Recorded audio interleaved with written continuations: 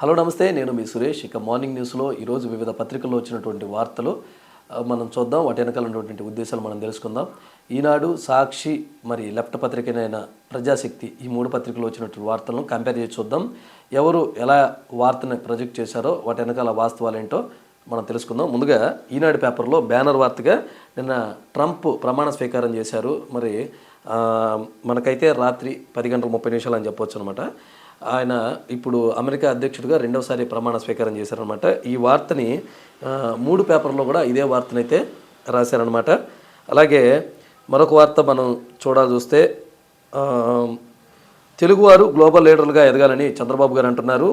ప్రపంచవ్యాప్తంగా మన ముద్ర కనిపించాలి, కర్మభూమిలో ఉన్న జన్మభూమికి సహకారం అందించండి. ఐరోపా దేశాల తెలుగువారి సమావేశంలో సీఎం చంద్రబాబు సమావేశం. వరల్డ్ ఎకనామిక్ ఫోరంలో పాల్గొనేందుకు ఆయన స్విట్జర్లాండ్ వెళ్ళారు.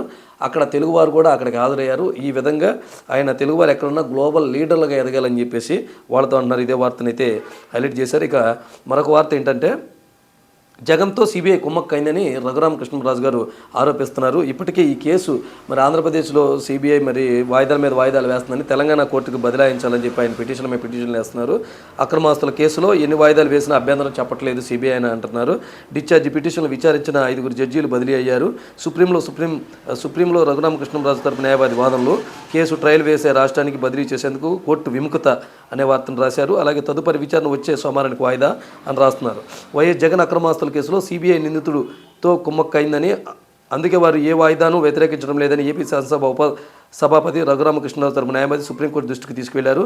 ఈ కేసులో డిశ్చార్జి అప్లికేషన్పై విచారించి తీర్పు రిజర్వ్ చేసిన తర్వాత 5 జడ్జీలు బదిలీ అయ్యారని పేర్కొన్నారు. ఇది ఒకసారి జరిగితే ప్రమాదం అనుకోవచ్చని, రెండోసారి సంభవిస్తే కాకతాళీయంగా భావించవచ్చని, మూడోసారి జరిగితే శత్రుచర్యగా చూడాలని ధర్మాసనానికి విన్నవించారు. జగన్ అక్రమాస్తుల కేసుల విచారణలో అసాధారణ జాప్యం జరుగుతుందని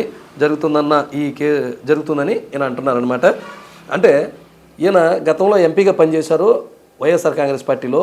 తర్వాత మొదట్లో ఆయన విభేదించి మళ్ళీ తెలుగుదేశం పార్టీలోకి వచ్చి ఇప్పుడు శాసనసభగా ఎన్నికయ్యారు. ఆయన జగన్ అక్రమాస్తుల మీద ఉన్నటువంటి ఇంట్రెస్ట్ ఈయన ప్రజాసేవ మీద పెట్టాలని ఉండి నియోజకవర్గ ప్రజలు అంటున్నారన్నమాట. ఆయన అక్కడి నుంచి ఎమ్మెల్యేగా గెలుపొందారు. జగన్ అక్రమాస్తులతో వ్యవహారం అనేది సిబిఐ ఇన్వెస్టిగేషన్ విభాగాలు చూసుకుంటాయి. కానీ ప్రజలు ఈయనకిచ్చినటువంటి సమయాన్ని సద్వినియోగం చేసుకొని పాలనపై దృష్టి పెట్టాలని, ఇవి తదుపరి అని చెప్పేసి రాజకీయ మేధావులు విమర్శలు వినిపిస్తున్నారు ఈయనపైన. ఇక జనాభా ప్రతిపాదికన పంచాయతీలకు గ్రేడ్లని పవన్ కళ్యాణ్ గారు ప్రకటించారా?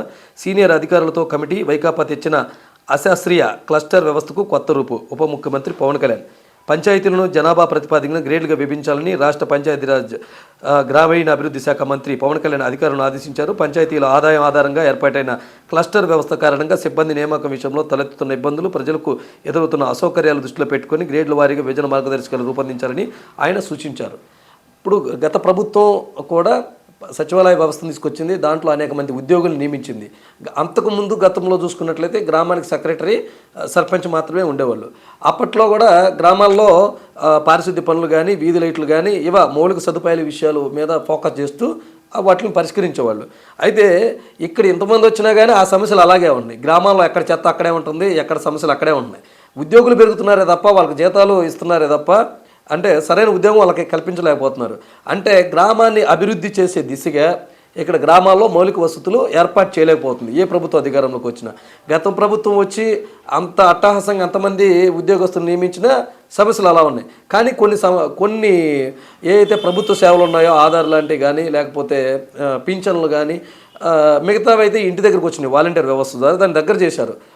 ఎంఆర్ఓ ఆఫీసులు చుట్టూ తిరగకుండా ఈ సచివాలయంలో పనులు అయినాయి. ఇవి బాగానే ఉన్నాయి. కానీ గ్రామాల్లో సమస్యలు మట్టికి ఎక్కడే ఉన్నాయన్నమాట. ఇప్పటికీ కూడా చెత్త సేకరించే రిక్షాలు కూడా చాలా గ్రామాల్లో అందుబాటులో లేరనమాట. పవన్ కళ్యాణ్ గారు వీటి మీద కూడా దృష్టి పెట్టాలి. ఉద్యోగస్తులకు ఉద్యోగాలు సరైన పనితనం వాళ్ళు కల్పించడంతో పాటు గ్రామాలను కూడా నిధులు సేకరించే విధంగా, అక్కడ పనులు జరిగే విధంగా, అభివృద్ధి జరిగే విధంగా చర్యలు తీసుకోవాలని ప్రజలు విజ్ఞప్తి చేస్తున్నారు. ఇక భారీగా ఐఏఎస్ల బదిలీ. ముఖ్యమంత్రికి ఎక్స్ అఫీషియో ప్రధాన కార్యదర్శిగా సాయి ప్రసాద్, సిఆర్డీఏ కమిషనర్గా కన్నబాబు. మన రాష్ట్రంలో భారీగా ఐపీఎస్ల బదిలీ అనేది జరిగిందనమాట. ఐఏఎస్ల బదిలీ. అలాగే ఇంకో వార్త చూసినట్లయితే మరణించే వరకు జైల్లోనే ఇదేది మన కోల్కత్తా కేసులో వైద్యురాలిపై అత్యాచారం చేసిన ఘటన మనకు తెలుసు. మరి దీనిపై కోర్టు అయితే తీర్పించింది. మరి కోల్కత్తాలో వైద్యురాలిపై అత్యాచారం కేసులో సంజయ్ రాయ్కు యావజ్జీవ ఖైదు శిక్ష ఖరారు చేస్తూ సెషన్స్ కోర్టు తీర్పు. బాధితురాలి కుటుంబాలకి 17 లక్షలు చెల్లించాలని బెంగాల్ ప్రభుత్వానికి ఆదేశం. మరణదండన విధించకపోవడంపై బాధితుల అసంతృప్తి. ఉన్నత న్యాయస్థానాన్ని ఆశిస్తామని వెల్లడి.